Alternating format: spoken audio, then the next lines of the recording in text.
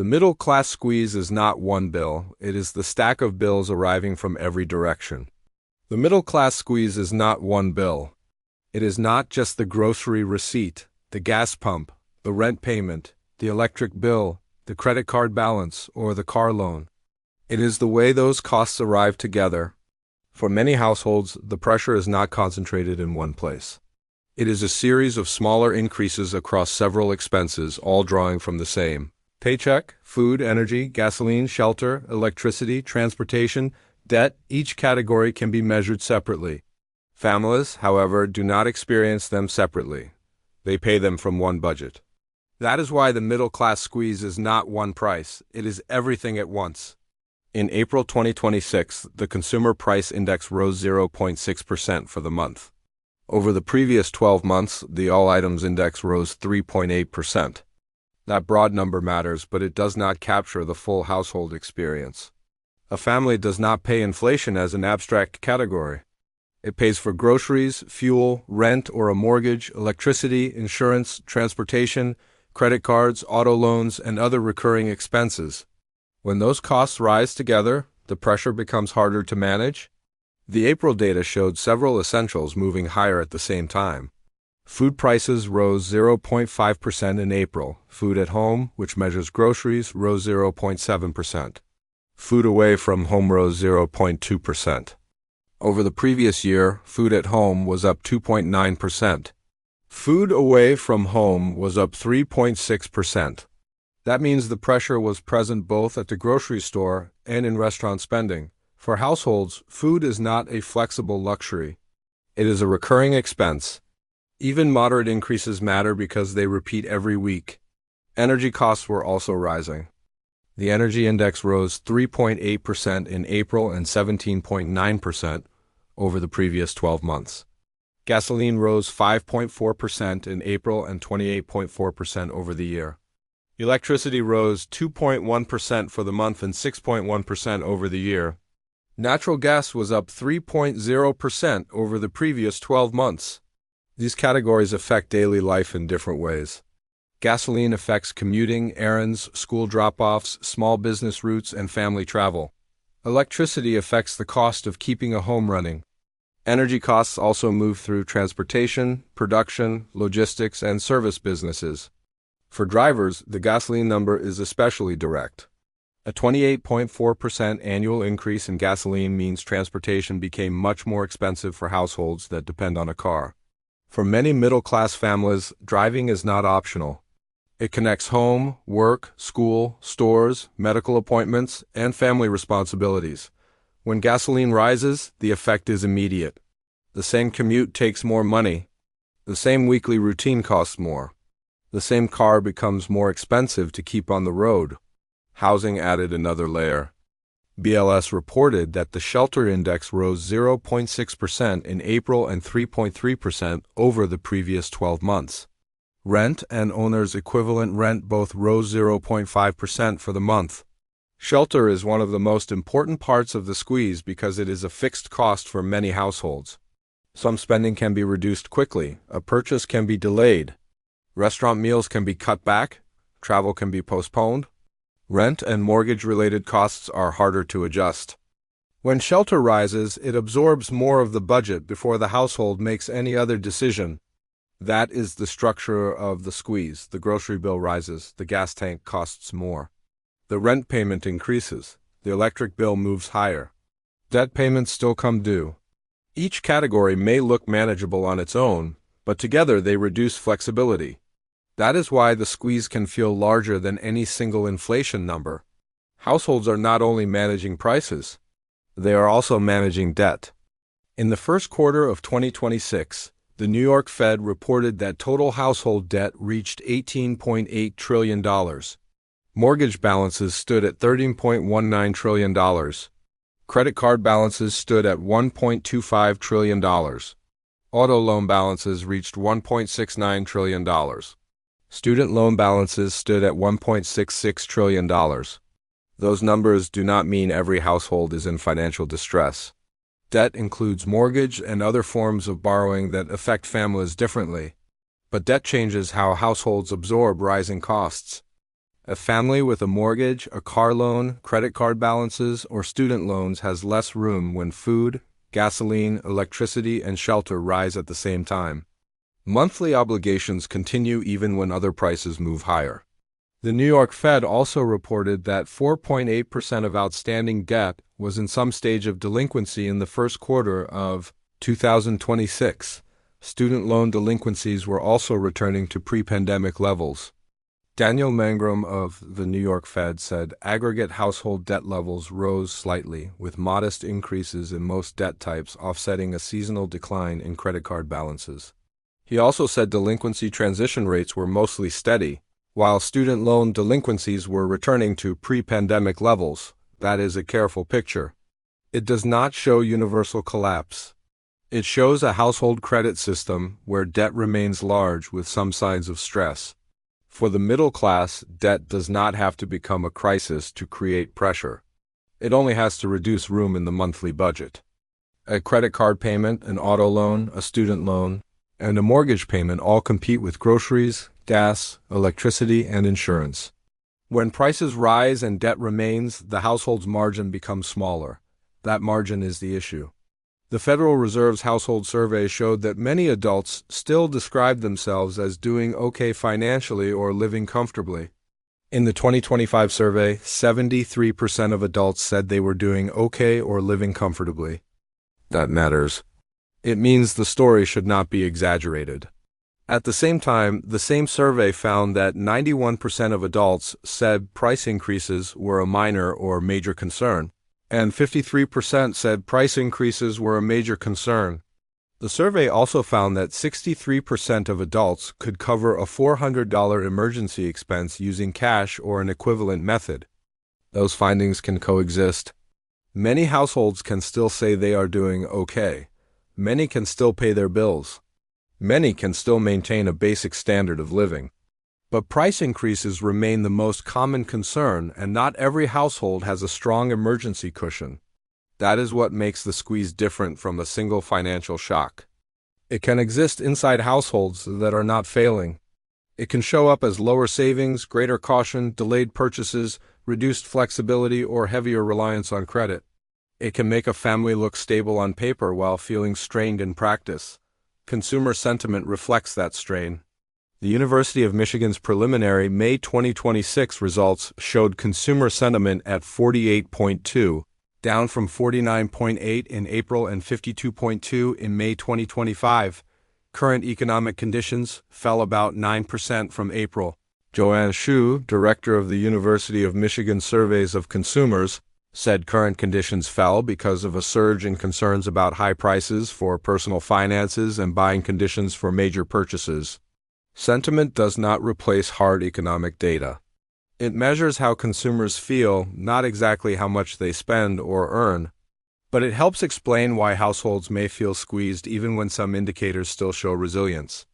If prices remain elevated, if major purchases feel harder, and if debt obligations remain large, consumer mood can weaken even when many people are still employed and still spending. Income and spending data adds another layer. In March 2026, the Bureau of Economic Analysis reported that personal income rose 0.6%. Disposable personal income also rose 0.6%. Personal consumption expenditures rose 0.9%, and the personal saving rate was 3.6%. Households were still spending, but in that month spending rose faster than disposable income. For a household, that pattern matters because cash flow depends on both sides of the budget. Income can rise, but if spending rises faster, pressure can remain. That is the middle-class squeeze in practical terms. It is not only whether income is rising, it is whether income is keeping up with the combined cost of essentials, debt, and savings needs. BLS real earnings data showed that real average hourly earnings decreased over the year ending April 2026. Real earnings measure purchasing power after inflation. A paycheck can be larger in nominal dollars, but if prices rise faster, the paycheck buys less. For households, that can create frustration. The family may still be working, income may not have disappeared, but the same money stretches across fewer obligations. The squeeze is also about timing. Groceries rise weekly. Gasoline can change quickly. Rent or mortgage costs are large and recurring. Electricity arrives monthly. Credit card, auto, student loan, and mortgage payments continue. Insurance and transportation costs remain part of the budget. A household does not experience these as separate economic categories. It experiences them as one monthly pressure. The verified data supports that stacked cost picture. CPI was up 3.8% over the year. Food at home was up 2.9%. Food away from home was up 3.6%. Energy was up 17.9%. Gasoline was up 28.4%. Electricity was up 6.1%. Shelter was up 3.3%. Transportation services were up 4.3%. At the same time, total household debt was $18.8 trillion. Those numbers do not affect every household in the same way. A renter and a homeowner face different pressures. A two-car family and a car-free household face different transportation costs.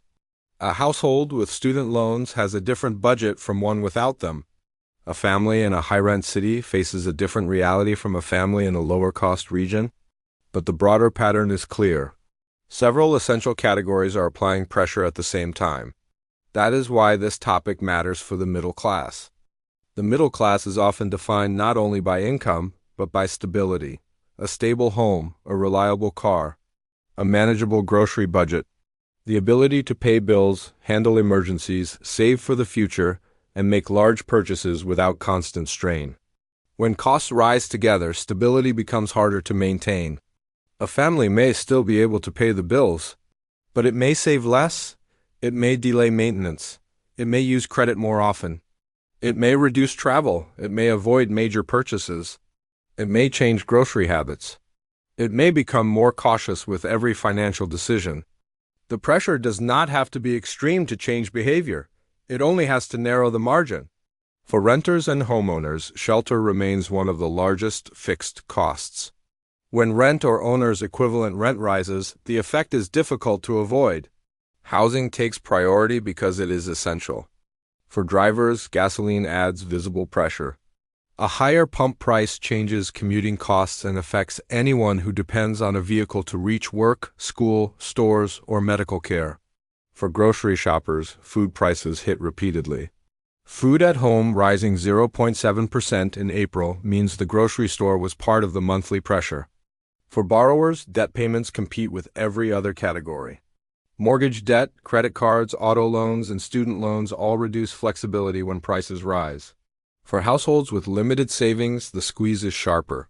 The Federal Reserve found that 63% of adults could cover a $400 emergency expense with cash or equivalent, meaning a meaningful share could not. For small businesses, household pressure can also become business pressure. When families cut back, discretionary spending may weaken. At the same time, businesses may face their own higher costs for utilities, transportation, goods, and debt service. That is how the squeeze spreads. It begins with household bills, but it can affect purchasing behavior, business margins, credit use, and consumer confidence. The important point is that the squeeze is not explained by one category. It is not only food, it is not only gas, it is not only rent, it is not only debt, it is the combination of essentials, obligations, and limited buffers. That is why everything at once is the more accurate phrase. A household can adjust to one rising cost more easily than five. If groceries rise but gas falls, there may be some balance. If rent rises but income rises faster, there may be room. If debt is low, a family may absorb a price increase more easily. But when food, energy, gasoline, shelter, transportation, and debt all sit inside the same budget, the household has fewer places to move. This does not mean every household is affected equally. The data does not support that claim. Some households are doing okay, some are living comfortably. Some have strong savings, fixed mortgage payments, low debt, or rising income. Others are exposed to several pressures at once. They rent, they drive long distances, they carry credit card debt. They have student loans or auto loans, they have children. They live in high-cost areas, they have limited savings. The squeeze depends on the household. but the cost stack is broad enough that many people recognize some part of it. That is why price increases remain the most common financial concern in the Federal Reserve's household survey. For many adults, the issue is not that one price has become impossible. It is that too many normal expenses have become harder to manage at the same time. The current reality is mixed. Households are not universally collapsing. Most adults in the Federal Reserve survey still reported doing okay or living comfortably. Spending continued in March. Income and disposable income rose in the same month, but the pressure remains visible. Inflation was still positive. Energy costs were up sharply from a year earlier. Gasoline was up sharply. Shelter continued rising. Groceries were higher than a year earlier. Household debt remained large. Consumer sentiment was weak. Price increases remain the most common financial concern. That is the careful conclusion. The middle-class squeeze is not a single crisis line. It is a stacked cost problem. It is the grocery bill arriving after the gas tank was filled. It is the rent payment coming due after the electric bill. It is the credit card balance sitting beside the car loan. It is the student loan payment returning to a budget that already has less room. For some households, the result is stress. For others, it is caution. For others, it is a slower erosion of savings and flexibility. The next data points will matter.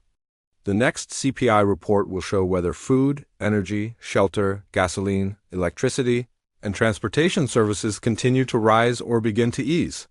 Real earnings data will show whether wages are keeping up with prices. Household debt reports will show whether credit card, auto, mortgage, and student loan stress is changing. BEA data will show whether spending continues to rise faster than disposable income. Consumer sentiment will show how households are interpreting the pressure. The available data already shows the pattern. The cost of living is not one number. It is a series of obligations meeting inside the same household budget. For the middle class, that is the squeeze, not one price. Everything at once.